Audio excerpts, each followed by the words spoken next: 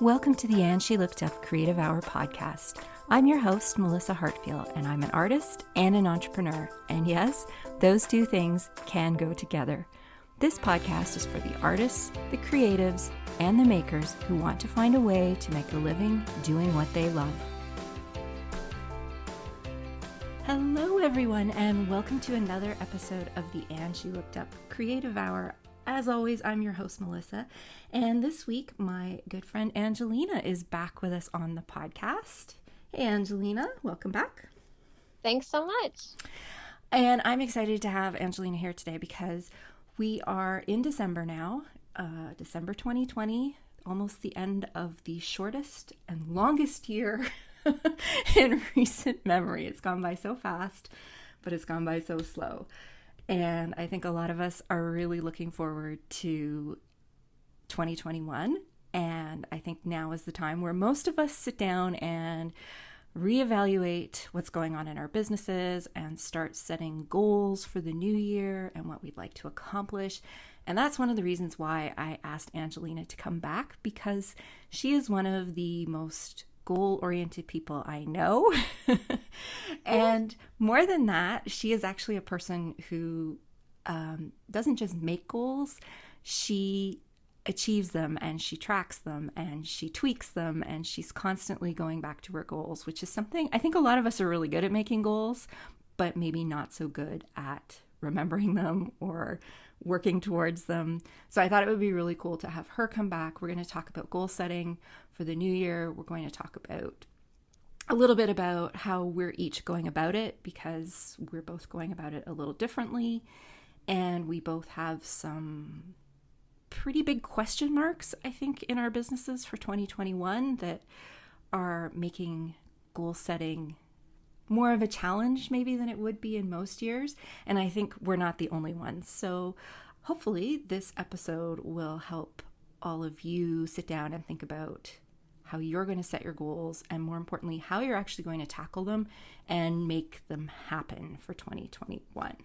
So before we dive in, I think it's really important to mention that December 31st, 2020 is not going to be the end of COVID-19. So as much as we would all like to think that January 1st is going to be like, the dawning of a new era, it's really not. We're probably going to be dealing with this virus well into the next year, although hopefully in much smaller degrees as the year goes along. But it's going to have a lasting impact, I think, on every aspect of our lives and our businesses. So I think it's really important that we just don't think that suddenly we're going to wake up New Year's Day and the world is going to be magically back to normal, because that's just not going to happen.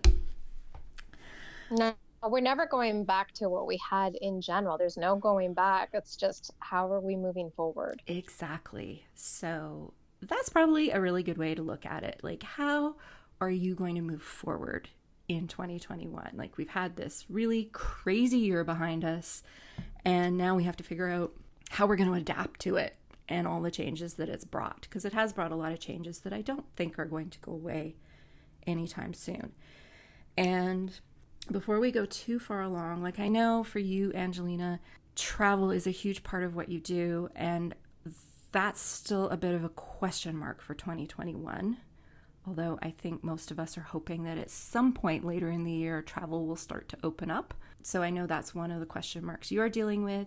And then on my end, I'm in the process of trying to sell my main business along with my business partner. And so that's a big question mark for me going into 2021. So those are the two sort of challenges that we're both facing. But how are you starting to think about 2021 for yourself? Like, what are you starting to think that you might like to do moving forward into the new year? So as you know, I did a bunch of, the beginning of planning yesterday, going through just the different prompts. And I'm actually really excited about this. And I think, I'm really all about mindset. I don't think anyone would ever describe me as like a rah kind of person.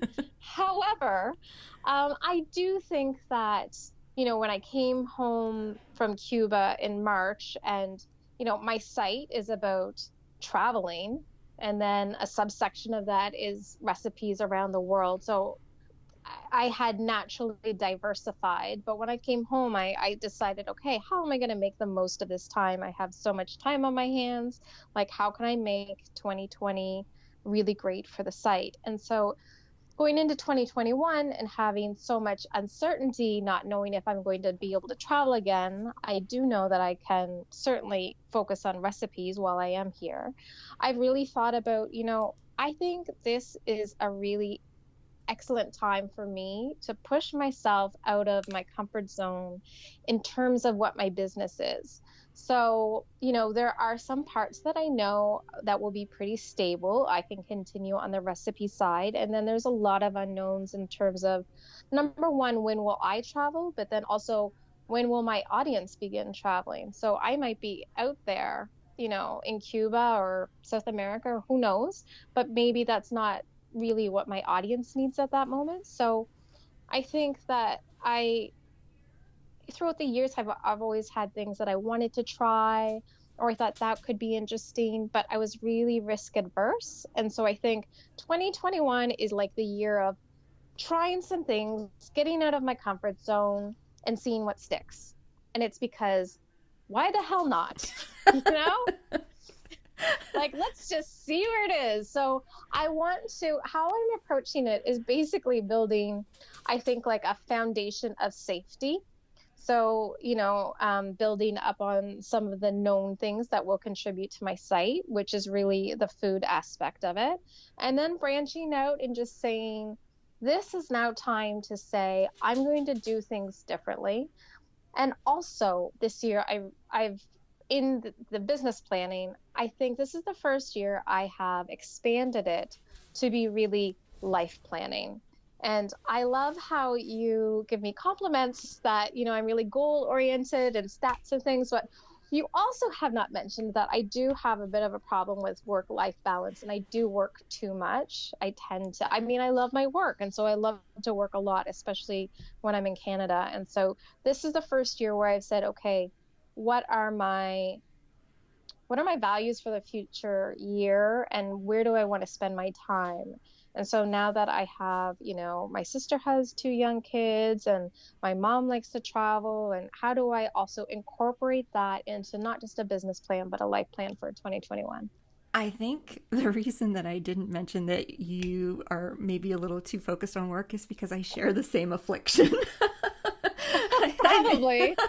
I think we're both very point. similar in that respect. But I do think that if there is anything that 2020 has shown most of us, is it's really crystallized what's important to us and where our Yes. values are. And I don't think you're alone in sitting down and thinking about how you can spend more time with family, how you can spend more time away from work, like having a life. But Being present. Exactly. But I totally get it, because I love what I do too.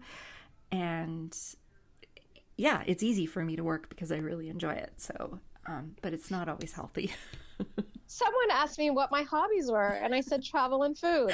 I mean, there's nothing I really like to do other than what is involved in my job. So, I mean, I love to cook, but if I'm going to cook dinner, I might as well take a photo of it. Right. So it is really hard for me to do things that are not related to like my 2 biggest passions, which also happen to be what my business is about.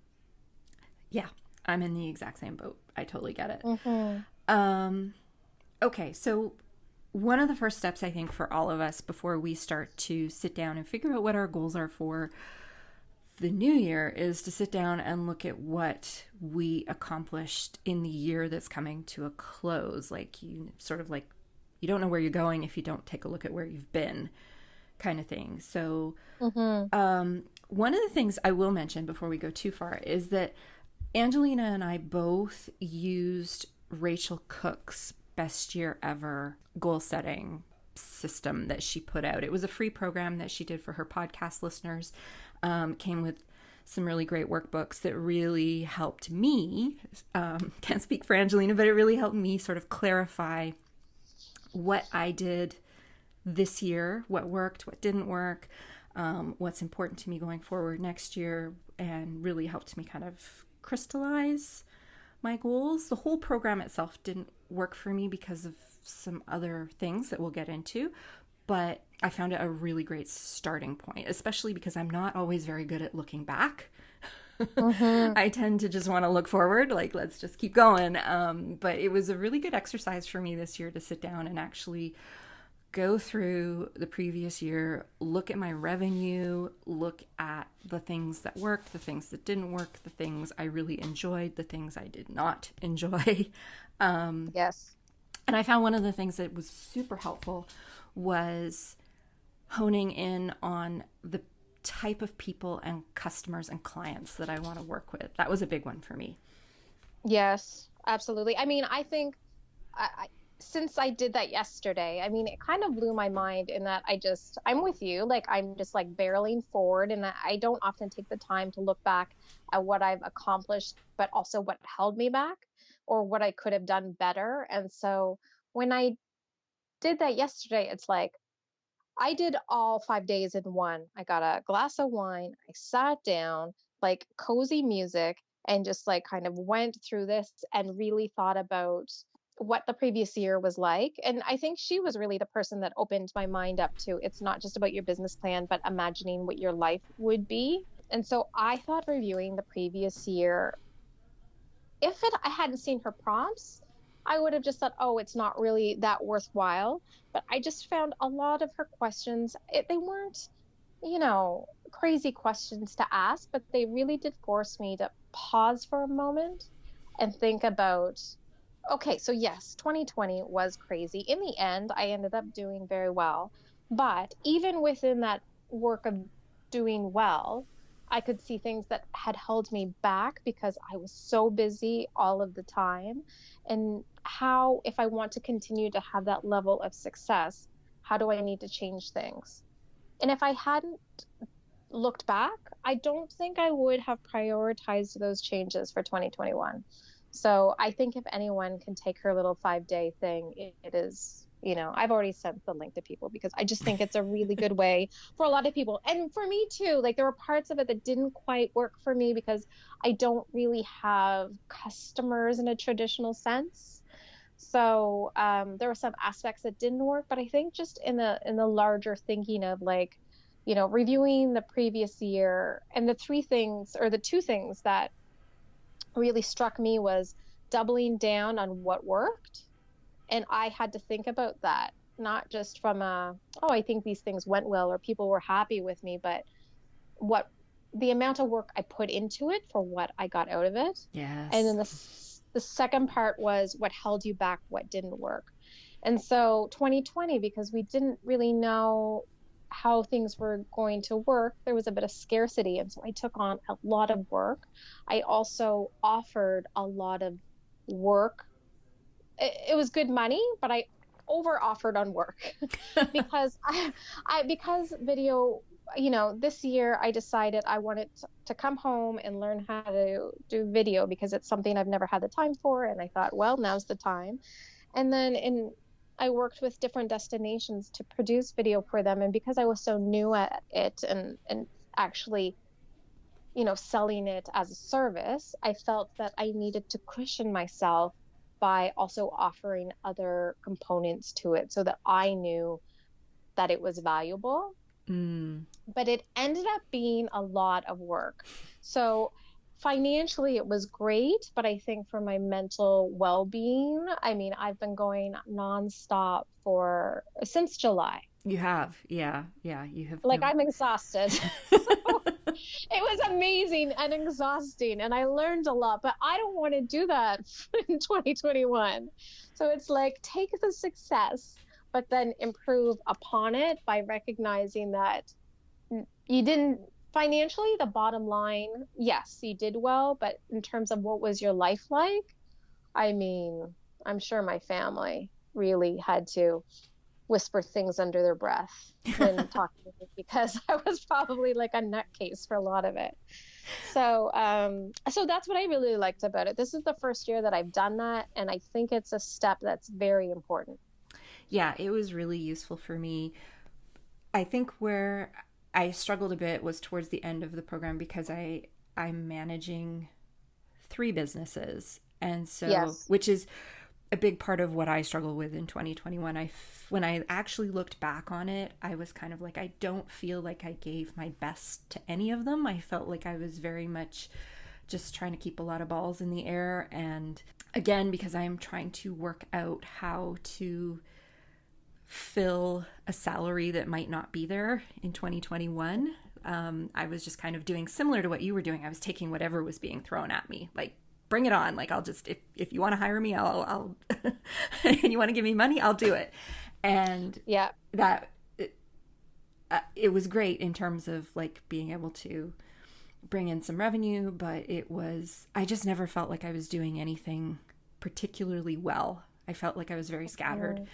And so that was my big takeaway. And it was also really interesting to sit down and actually look at the numbers of, like you said, where the revenue came from and the things that I enjoyed that brought in revenue and the things that I didn't enjoy that brought in revenue and the things that I enjoyed that didn't bring in revenue, you know? Well, absolutely. Well, I wrote one of my notes that I wrote down was must hustle like I'm broke. Like, I mean, I think that's how I felt. And so I think people would be surprised that I actually had, a very good year, but I hustled like there was only a finite amount of money in the world and I needed as much of it as I could. Yes. And so that for me was, I think, a big signal of 2021, you need to create some certainty. So now that we've done a look back at 2020 and we figured out, the things that the things that have surprised us and the things that maybe confirmed how we were feeling, how are you going about planning for 2021, knowing that you have to stay flexible? Because I think that's going to be the big keyword for 2021 is just staying flexible. You can plan as much as you want, but I think we're all very aware that things could go in a lot of different directions that are out of our control. Yeah, I mean, for me, what I looked at was, because I have different segments that, the travel is really the biggest variable for me, and I can't count on that. So in that case, what I'm doing is just minimizing my risk by not overestimating what I think the potential is there. So I think for me, 2021 revenue wise will be a conservative year. I would rather set it at a conservative goal for revenue. And then if I feel like, 6 months in that I'm going to meet it or I can adjust it, I will. But I really believe that goals should be achievable. And so you should stretch a little bit, but you should not stretch so much that you just feel like you're a failure every month when you realize it's just not going to happen. Because then what happens is you stop looking at your goals. And so this year I am going to go conservative. I am pushing myself. So video was a skill that I feel like I did well in 2020, and also it was something that people were interested in and my audience was interested in it, so it was like a win-win all around. But then for some other things, I think I'm just going to kind of test the waters and be conservative about it and see how they do. And then for me, it will be a little bit less focused on revenue this year, but also using it as almost like a building year. So building for figuring out what my lifestyle will be, but then also I need to take the risk and actually start to offload some of the work. So one of the things that I realized was I was not valuing my time because I don't pay for it. And therefore I was doing a lot of things that I could get someone else to do. And this is like a textbook entrepreneur problem. And I know this. And I mean, I do have help with some things, but I really pushed myself. One of the things, the prompts is what held you back? And what held me back, I think, of taking things to the next level this year was I was so busy being the person that did all of the tasking and the doing that I didn't have the mental bandwidth to do the thinking. And so I had all of these things that I want to do, and I honestly did not have it. I did not have the mental energy to get to them. And so I need to take the risk by saying, I will get someone to help me with this so that I can invest my mental energy in this that hopefully will not only pay for the time that I'm paying that person to do whatever work it is, but also build the business to a different level. And so that's what I'm really looking at this year. So I had some help and I do have, um, people do things for me, but I need to extend that this year.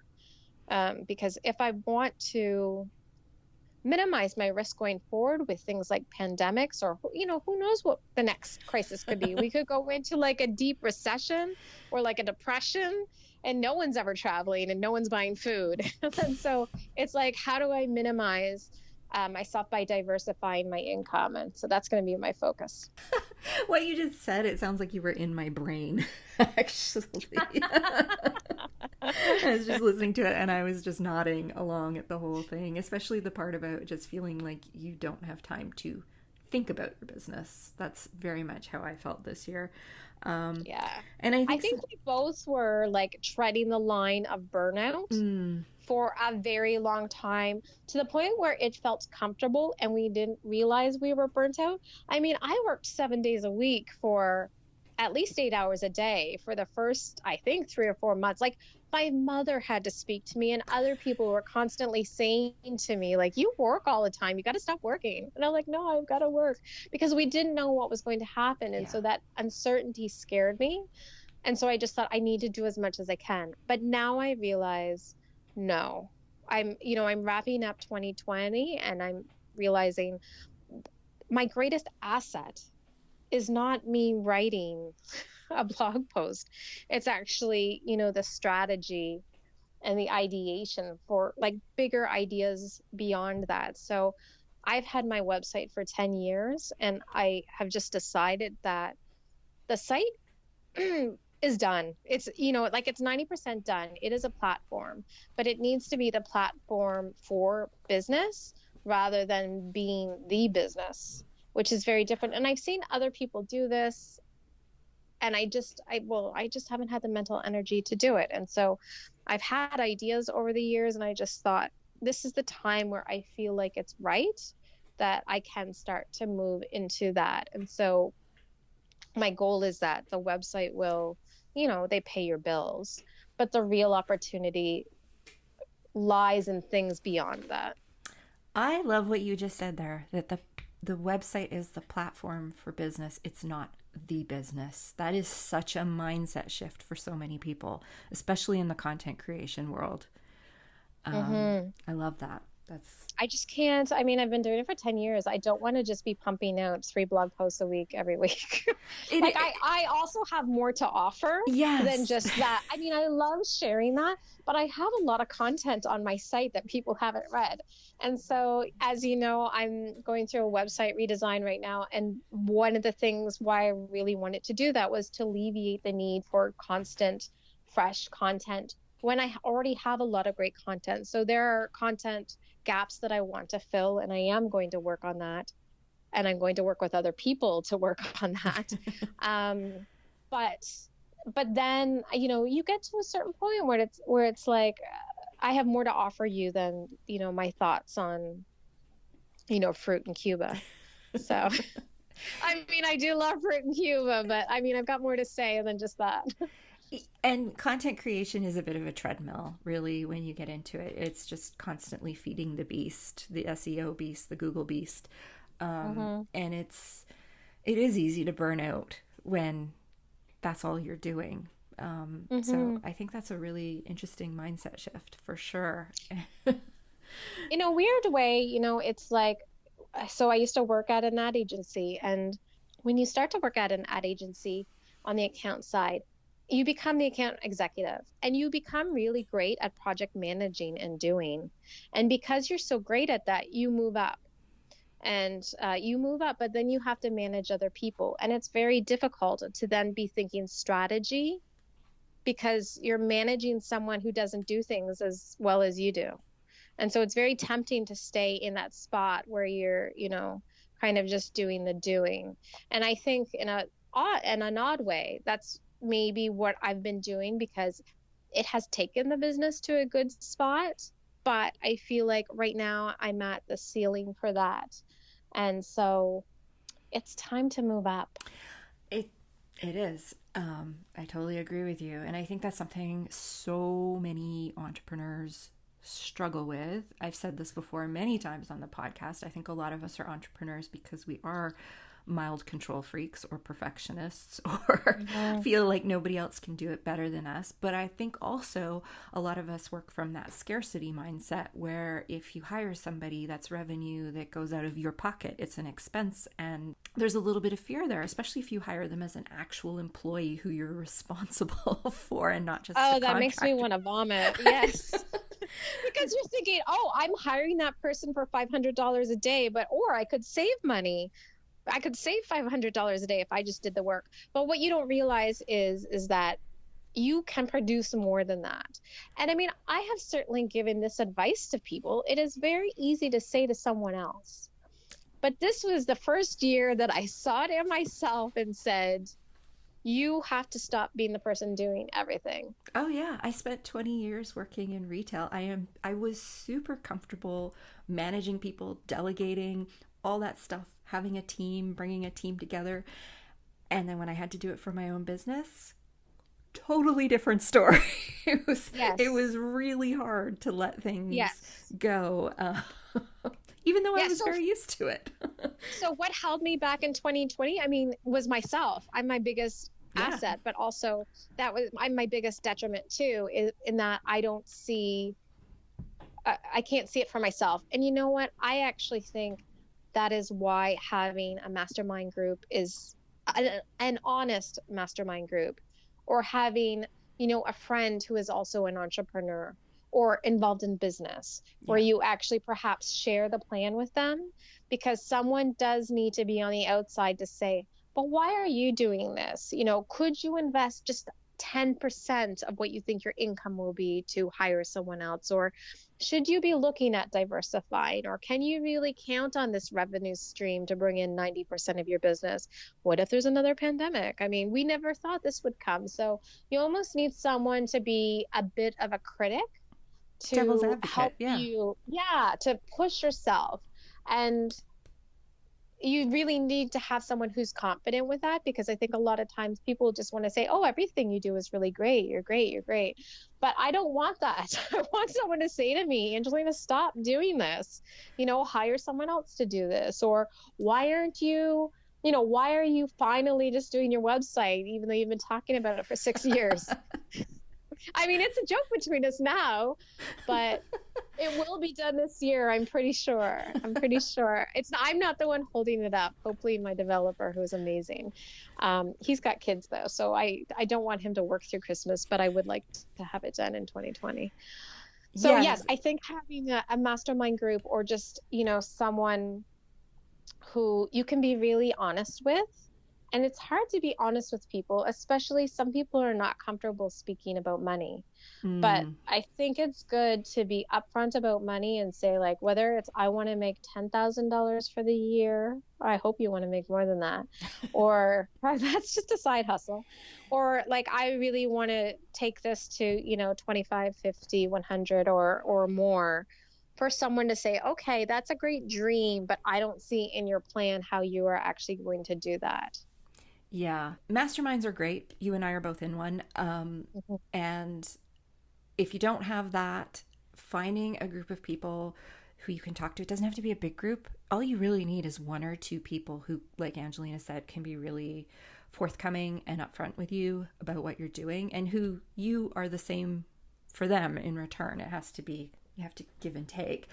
But if you don't have that, that should be on your goal list for 2021. Yes.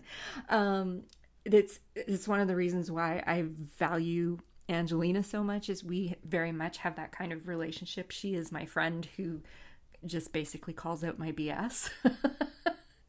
And you need that. You need that person to just say like, no, no, like you're wrong. But at the same time, you are the person who will say you need to give yourself a break, or like I know when you come to me and say something, I need to listen because you're coming from a very honest place with it. And Yes. I think we need to normalize the money conversation. You and I are both very upfront with each other about money and finances, and your inner circle can't help you get to where you want to be if you are not upfront about the dollars. No, and there's always going to be a discrepancy. Some people will make more money than Absolutely. others.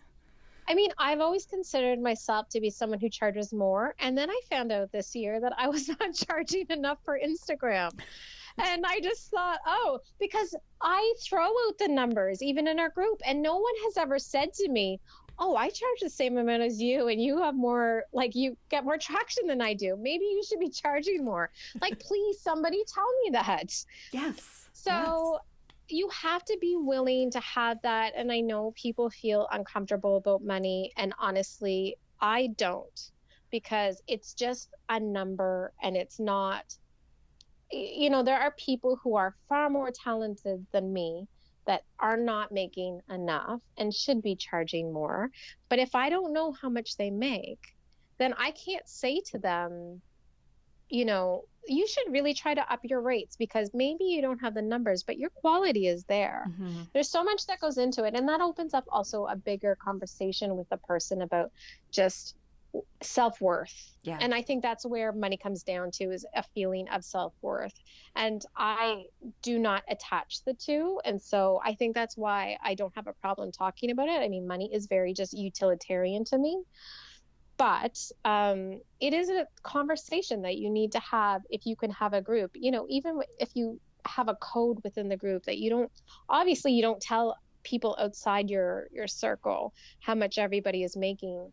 However, when I first started my website in 2010, no one could make money blogging at that time. I hadn't really heard of anyone doing anything. It was just pennies if you were making it. Was it. pennies. Yeah, I mean, it was a hobby. It was like we were all crazy hobbyists. And so when we were able to start making money, travel bloggers, because there was such a small group of us in the beginning, did discuss money because we all wanted to do better. We all wanted to make as much. And certainly, we were also honest about what our traffic was. And all of these things that people try to keep hidden, like just put it on your site. There's nothing to be ashamed of. And so I think that was part of the reason why I was open as well. I have shared a lot with close blogger friends about what I charge for things. I have also reached out to people and said, what do you charge for this? Because I need to get a sense of how do I fit into the picture. And also, as creators as a whole, I think it helps us all. Mm-hmm. It helps us all to understand. It's the same thing, again, going back to office life, where they tell you shouldn't tell people how much money you make. And the reason that is because there's a discrepancy between people of the same level. Now, there can be hard feelings, but obviously some people may have the same title and some are stronger than others. But at least if you had an idea of where you stood, it's a very North American thing. I don't really understand it, because when I deal with European clients, they always say, Angelina, I have this much money, and I want you to do this amount of work. And then we start from there. But here in North America, nobody wants to be the first person to bring up the money. It's super frustrating. Nobody wants to say what their budget is. Everybody's afraid they'll get taken advantage of, or they've got too much money and then anyways, it's a whole thing. But it really is so unproductive and a waste of time, quite frankly. Yeah.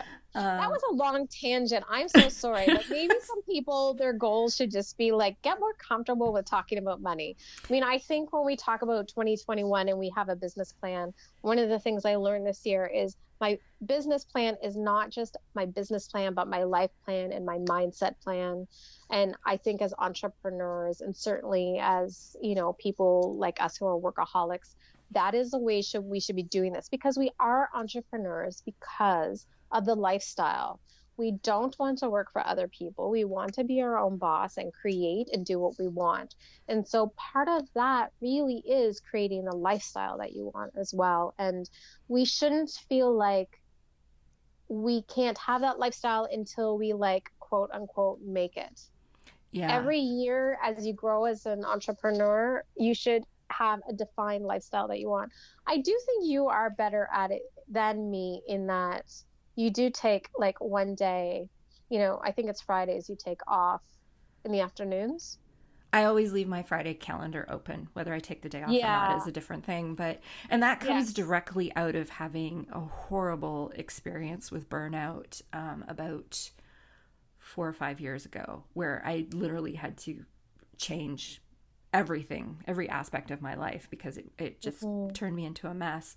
So I think there's a couple of things there. First of all, it was a tangent, but it was a good tangent, because any goal you set, you do have to have some kind of revenue goal for the year, or profit goal, or whatever you're focusing on, because let's face it, we need money to live. Like, that's just, it would be really nice if we could do all this and not worry about getting paid, but we do need money.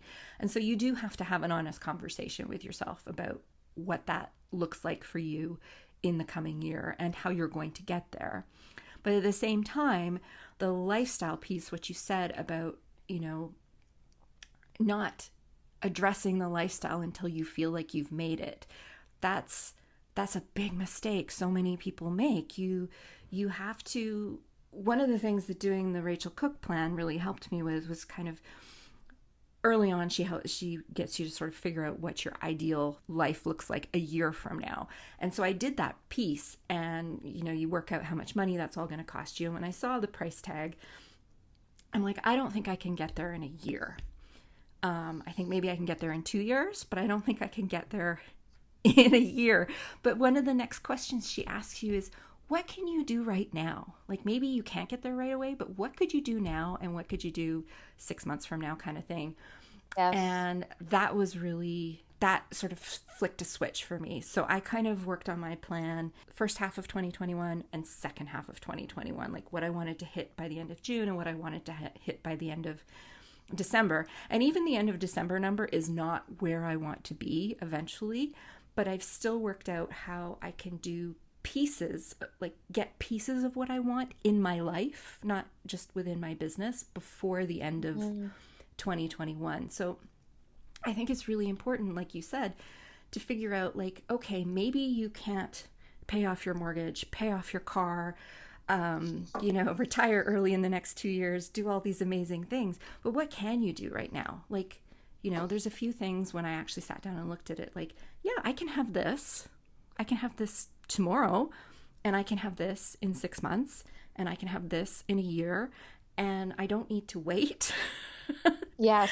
until I have this amount of money. I can start working slowly towards it and start doing things that are going to make my life easier, because ultimately, if my life is easier, it will make it easier for me to work in my business. So I think those are two really important pieces to think about. You do need revenue, but you do need a life, and you need to not put your life on hold. And I hope 2020 has taught people that, like, you can't put the important thing, like, I think we've all realized this year the things that are important to us and that can't be put on hold. Like, if you get an opportunity to go on a vacation in a year from now, take the vacation, because you don't know when the next one might come, right?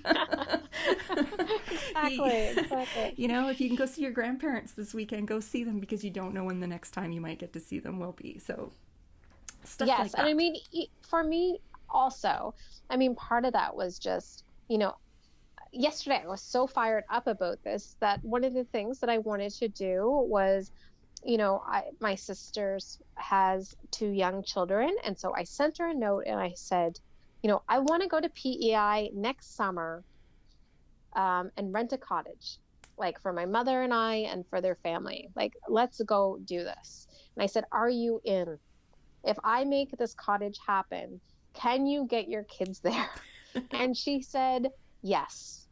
And so I feel like it was already this just something that was important to me as a life goal and I thought would be really nice. Now, normally I probably would have waited, I don't know, until June and then just said to her. And then there would have been like all of these things, like, just organizing people's holidays and rentals and, who knows what's going on. So it was just like, what are the important pieces? And that was something that I realized was important enough for me to solidify early on because it also factors into, okay, so that means in my own business plan, I have to realize that in Q3, I need to be in Canada in order for us to do this. So there are all of these just little pieces that hopefully we can travel in Q3 next year to our next province over. But there were just lots of little things where I thought, what are the easy things for me to take care of that are important? And then what are the other things that I can also do? And some of those things, to be honest, when I looked at how I felt about the business in 2020, one of the aspects of this, working with scarcity was that I was not planning ahead. I was always catching up. I was always feeling like I was behind. And so out of that did not come, spending money, but it was just like, again, going back to the basics of I need a content calendar. I need to be working, one quarter ahead of schedule. And so that I have time to do things and think about things instead of like, oh my God, it's like Q4 and there's, Thanksgiving and Black Friday and Christmas. And what am I going to do for all of this?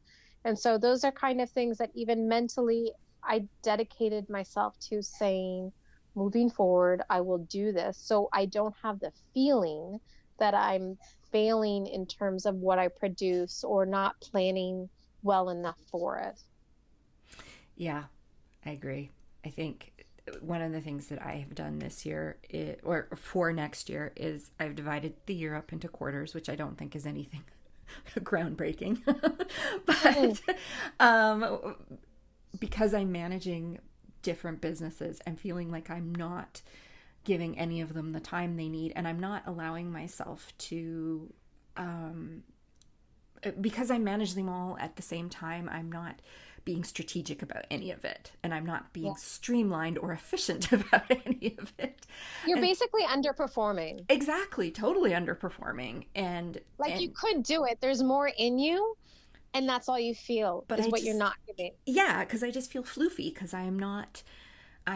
so anyway, what I've decided to do is focus on one business per month in Q1. So January will be, I don't know, like I haven't decided which will be which yet, but let's say January is the podcast, February is my services business, and March is my illustration business. And so each one will have like the focus on them will be on them for the month. And the idea for the first quarter is to streamline as many things as I can in each of those businesses and figure out how I can be more efficient, figure out the kind of program, like what I can offer in terms of programs or products, and when I can create those, and get myself set up in Q1 so that Q2 through to Q4 is really just building on that. The idea is that I'll streamline myself as the year goes along, but I want to give the whole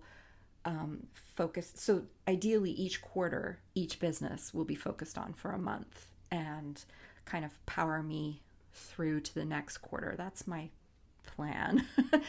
I mean, I love that. I loved batch work. And so yes. I had the same idea. It was like, what do I need to do in January? If I had to focus on only one thing, what would I focus on that I feel like I could do a lot of that would get me through the year? So, when I came home from Cuba in March and I had to quarantine in my childhood bedroom for 14 days, I pushed myself to write 14 posts in 14 days. And so each post is like 2,000 to 3,000 words. So it was a lot of writing.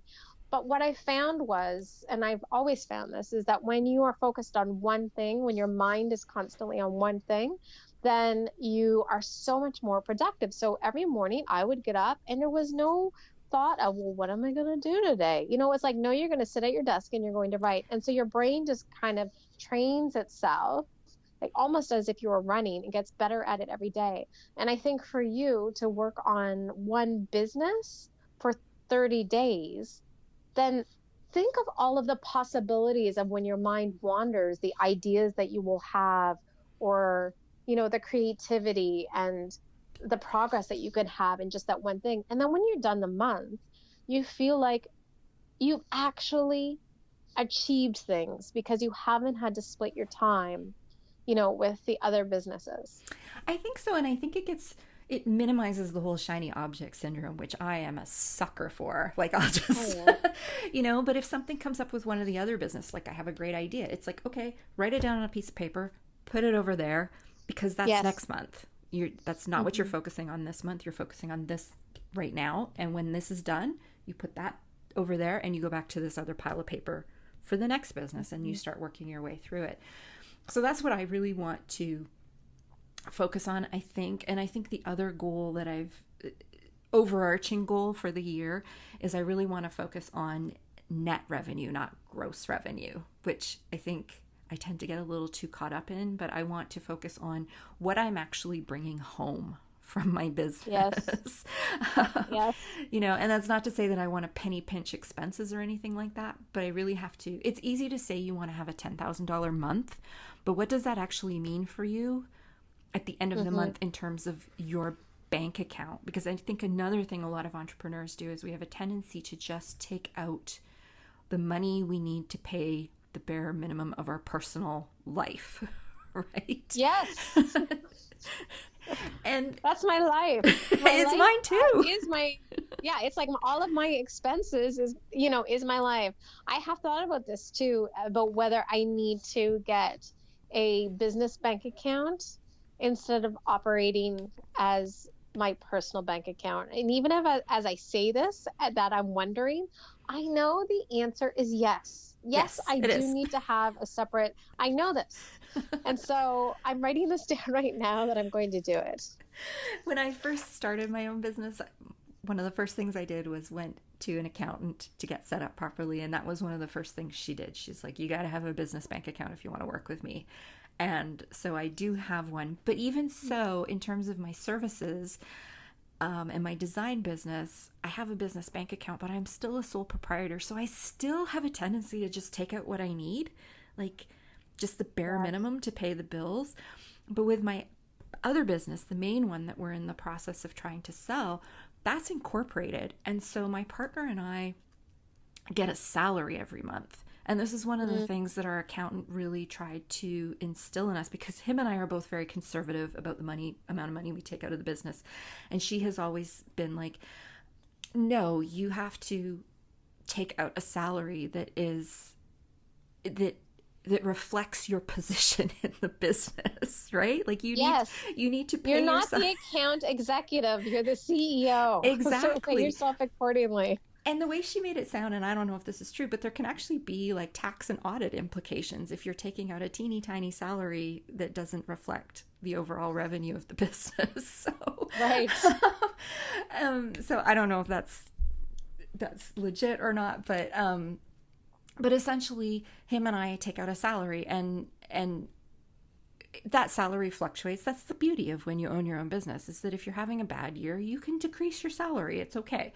If you're having Yes. a great year, you can increase your salary. But when we're having a great year and we're able to take out more than we need just to pay the bills, it's kind of nice. Kind of nice to have a little spending money and not have to Hmm. worry about the health of the business, because the business has budgeted for your salary. Like, you're an expense line in the overall budget, and it's just, it doesn't, there's still a line in the budget for profit.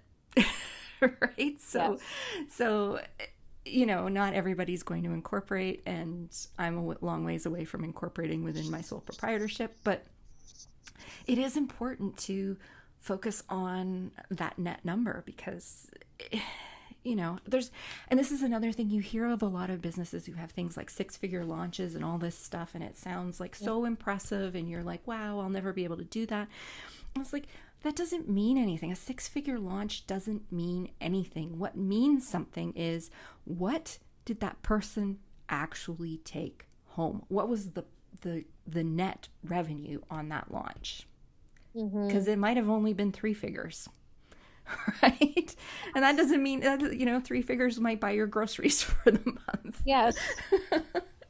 And what also, I mean, because I'm doing such a terrible job at this, is what was the lifestyle of that person who made that money? Like, are they really living? And so I think we really need to also factor in, our mental health and lifestyle as part of it. Because if you are feeling, and I'm saying this because this is me, if you are feeling like you cannot go for a walk for an hour first thing in the morning because you should be working instead, that money that you make is not really valuable. No, it's not. It's the same if you're struggling with like laundry or keeping your house clean or getting 4 hours away from your kids or whatever it is, like away from your kids. So you can get some tell we don't have kids. I have a lot of friends with kids who would just who are really reluctant to, they're making money but they're reluctant to spend it on daycare, or a cleaner, it's like meal prep. Yes, if you want to work for another hour or two so you don't have to do laundry or cook, like, do that, but plan that into your business plan to say, exactly, my life would be better if I didn't have to clean the house. Yes, I'm going to have to probably work for 2 hours, but I would rather be sitting at my laptop than like in the toilet bowl with a brush. Exactly. Like, that's totally acceptable. I would do that. I would rather pay someone else to clean my toilet. And you might not feel like your business is at a point where you can do that financially. And that's when you're first starting out, it's hard. Every dollar really does count when you're first starting out. But you need to think about how you would, like, where you want to be a year from now or 2 years from now. Like, a year from now, if you really want to have somebody come clean your house for an hour a week, like, start figuring out how much that would cost. Also, it probably costs a lot less than you're thinking it costs. It's the same with hiring a VA. Hiring a VA for 3 hours a week is probably going to cost you less than $100. And there's nothing to say that you have to hire them for 3 hours a week. It could be 3 hours a month, right? But that 3 hours... I have a VA for 6 hours a month that works on Pinterest, and it's life-changing. Yeah. Because I don't have to worry about Pinterest at all. Like, we've gotten it down to 6 hours a month. And that 6 hours could mean the world to you, right? It could mean you get to go have a massage, or it could mean you get to go for a jog, or, do something. Just the mental energy of saying, when people are like, what's your Pinterest strategy? I'm like, I don't know. I am someone who handles that, and I don't have to worry. It's just one less thing I have to worry about. And so that's the thing, is that you think bringing people on will be expensive and you're at risk, but the reality is that you're not. Like, if you can factor into your business plan to work even just a little bit more, or maybe you hustle by saying, I'm going to pitch 2 more projects a month, or, just blind, like cold call 2 different people a month, so that I can gain this much revenue, which I want to invest in hiring one person to help me out for 3 to 5 hours a month. It really is life-changing. Getting help so that your mind isn't on different tasks changes things. Absolutely. And so even if you feel like you're not in a position financially to do that this year, first of all, investigate what that would cost. Because you want to plan for it next year or next quarter or the last half of this year. And but unless you know what that's actually going to cost you, you can't plan for it. You might be thinking in your head, that's going to cost me $10,000, when in reality, maybe it's only going to cost you $400 because you haven't actually researched and investigated and planned for it. And so... Well, that's a great point. Like, you could say, well, if you know how much it costs, you say, in the first half of the year, I'm going to save $400 so that the second half of the year I can hire this person. Yeah, or I can buy this piece of software, or I can whatever's going to make your life easier.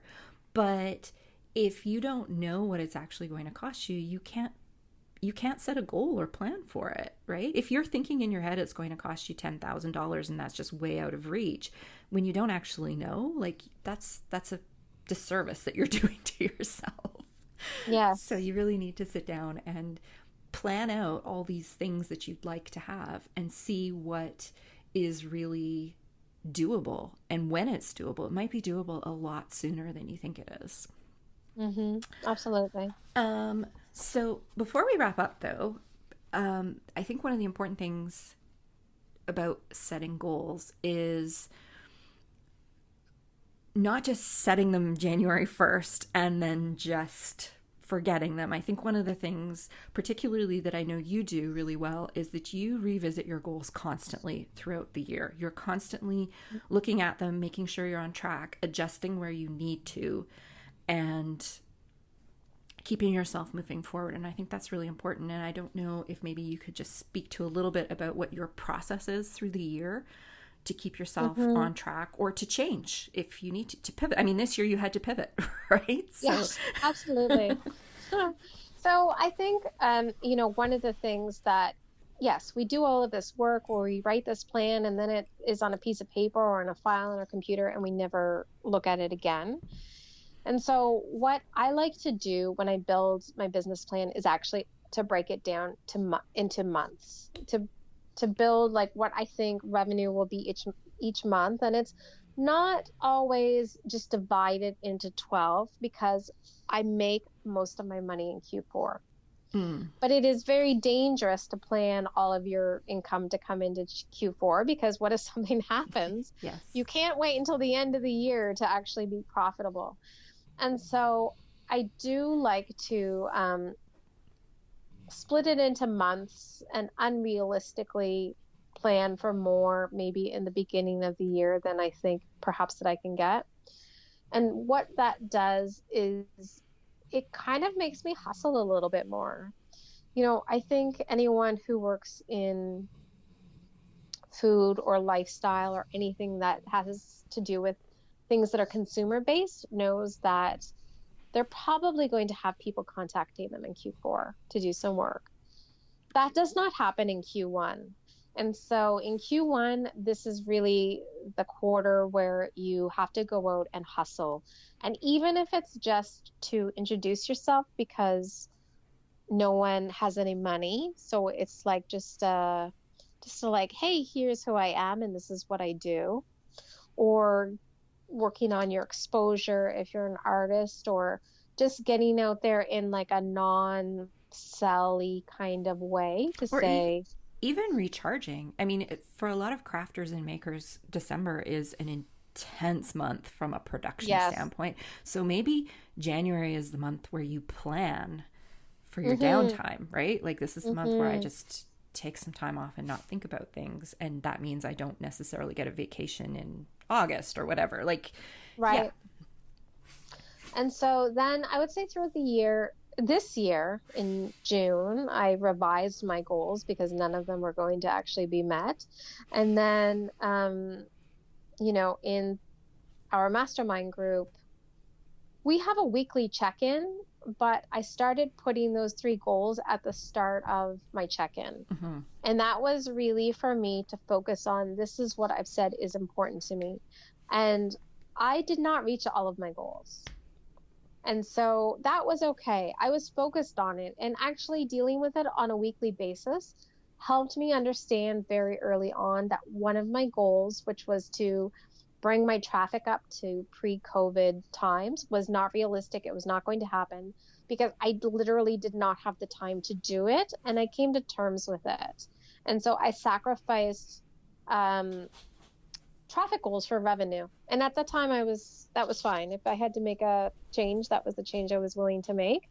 And then also what it helped me do was strategize a little bit of how I would address this in 2021. So I did a little bit of work looking for someone who could help me get back to that level, even though I'm not going to have time to do it until January. And so I shifted a bit, and I also gave myself permission to not meet that goal and not worry about it and not be hard on myself. It That's a helps big me one. prioritize. Yeah. And you know what? This is what businesses do. You know, they have quarterly meetings where you look at what you had planned and what is going to work. And just because you decided to do something in January, or in my case, I decided to do it in June, you know, by the time, you know, September, October came around, I just realized it was not realistic at all. And so I would mention some things that I had been doing some background work on that in the future I felt confident that I would be able to address it, but it's just not going to happen. And sometimes you have to like cut yourself a break. Like you can't, I'm already working, you know, like 20 hours a day, so I don't have time for that. And I don't feel bad about that. And then I think what also it helps you with is when you do plan for the following year, you are more aware of what your limitations are. Hmm. And then also you're not as hard on yourself as a whole. Yeah, I really think a lot of people just set really strict and high goals and then just always feel terrible about it. Yeah. And that's not where you want to be. You want to feel like you're achieving. Push yourself, but also give yourself some goals that you feel like, yes, I can do this. Yeah, that's a really interesting point. And that's actually one of the things I did this year is that I set goals that I do feel are quite realistic, but I also set myself a stretch goal. So it's a goal that Mm, if I make my other goals, I want to try and get to, but if I don't get to it, it's not a big deal. Like it's fine. It's just a it's just exactly that. It's a stretch goal. And so my focus is very much on the achievable goals, but I do think you're right. Like you have to, not achieving a goal doesn't mean you failed. It means that either you had unrealistic expectations or it means that something happened that meant you had to pivot or that you had to refocus. I think the important thing about goals is that they're alive, right? yes. They're living and they can change and they can evolve, and not just that, opportunities are going to come up in your business that you may never have even thought of in December.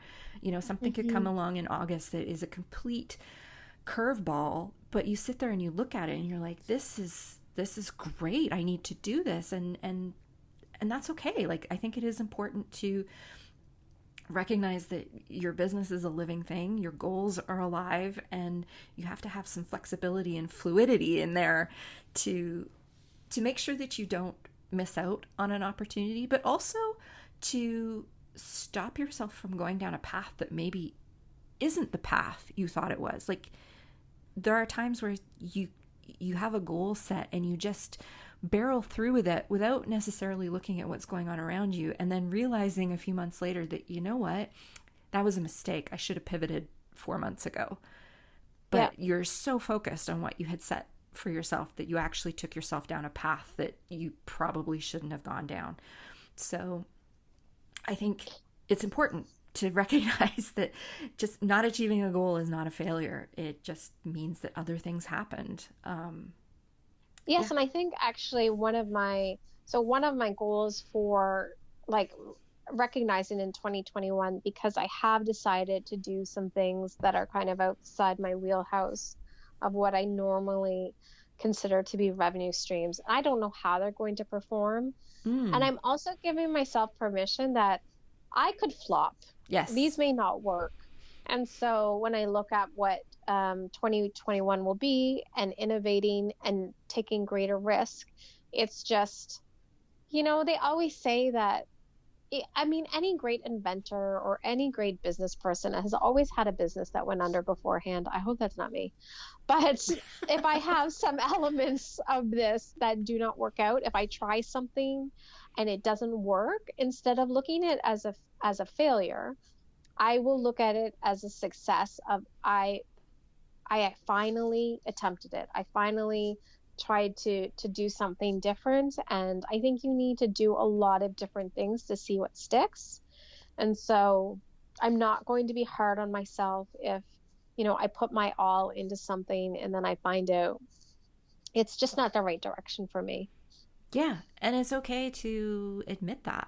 I think there's a lot of mindset stuff that goes with goals, and If you are a perfectionist or an overachiever, any of those things, it can be really hard sometimes to to make mistakes.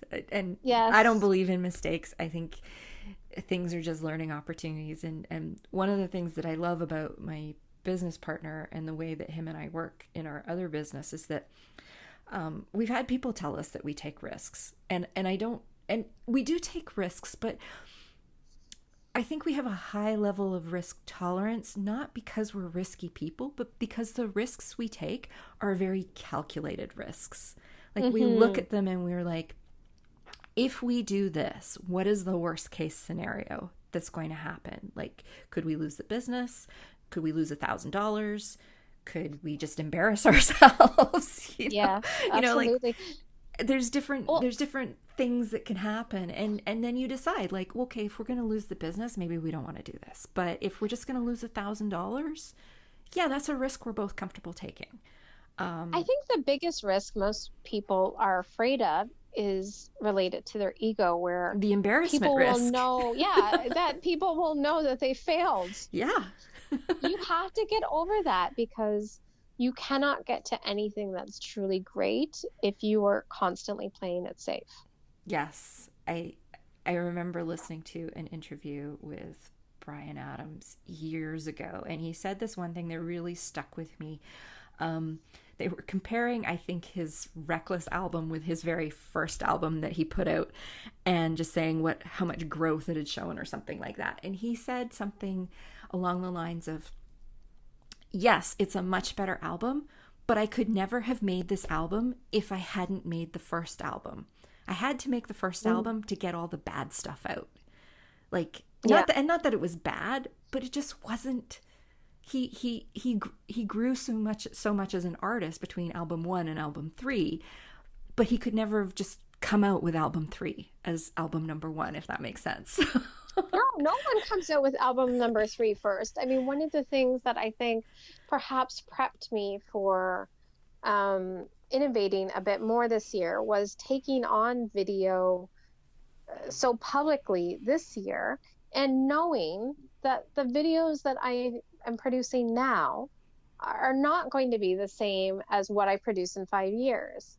But I have to get through these ones in order to get to the 5 year videos. Like no one starts out being great. And so you just have to give yourself permission to go through the motions and and get better over time. And the thing is with those first videos that you've been putting out in the last 6 months of this year is that the only one who's sitting at there going, oh, this is a terrible video, is you. Yes, Nobody absolutely. else is thinking that. I mean, when you launched your first video, Angelina brought it to our mastermind group. We all watched it and we were like, this is great. We all loved it. And it was like a genuine, like we weren't just saying, oh, Angelina, good job, like to boost her confidence. We all really enjoyed it.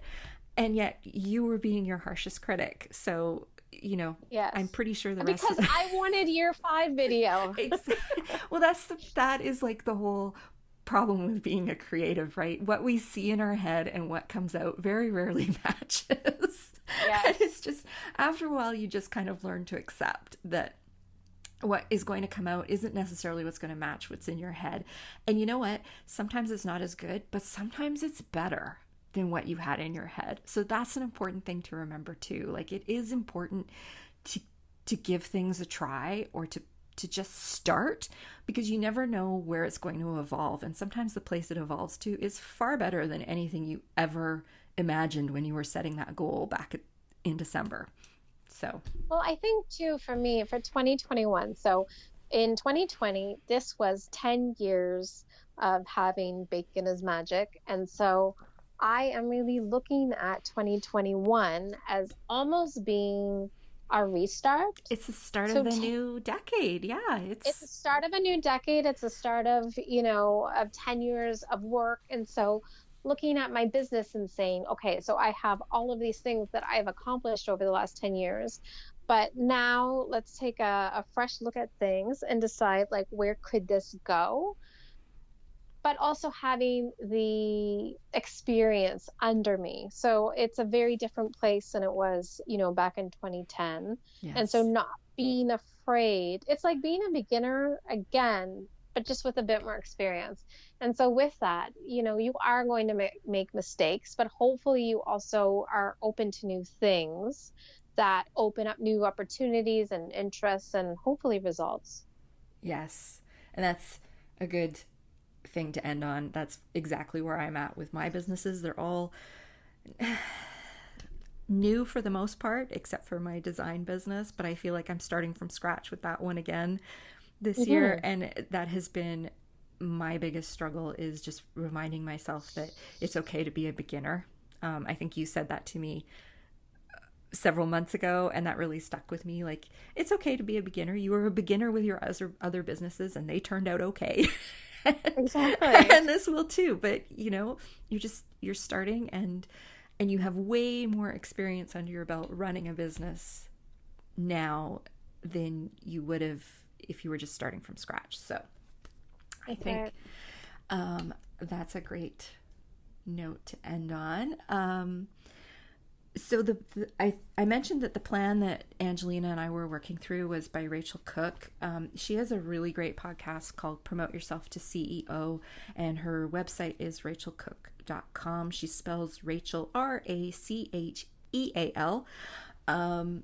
And we'll link to that in the show notes in case you want to go check it out. But it was a really useful exercise to go through that she put together. And it was a great starting point for both of us. So yeah, thanks, Ayngelina. It was really great to have you back for another episode. And I know goal setting is really in your wheelhouse, and it's something that you and I both really love to talk about. So I'm really glad that you could come back and help us out with this episode. No, thank you. I hope it was helpful. I hope so too. We'll have to have a check-in and see how we're both doing. Anyway, so I hope all of you out there are thinking about where you want 2021 to take you and start setting some of your goals. Next week, it's going to be Heather Travis's monthly drop-in, and her and I are going to be talking about the specific things we're going to be doing to both grow our art businesses in 2021. So if you are somebody who makes stuff or paints stuff or draws stuff and you've been thinking about like what you're going to do to grow your business for 2021, I hope you stop by and listen, because that's going to be our focus next week. So thanks, Ayngelina, and we'll see you all next week. Thank you so much for joining us for the And She Looked Up Creative Hour. If you're looking for links or resources mentioned in this episode, you can find detailed show notes on our website at andshелookedup.com. While you're there, be sure to sign up for our newsletter for more business tips, profiles of inspiring Canadian creative women, and so much more. If you enjoyed this episode, please be sure to subscribe to the show via your podcast app of choice so you never miss an episode. We always love to hear from you, so we'd love it if you'd leave us a review through iTunes or Apple Podcasts. Drop us a note via our website at andshелookedup.com, or come say hi on Instagram at andshелookedup. Thanks for listening, and we'll see you next week.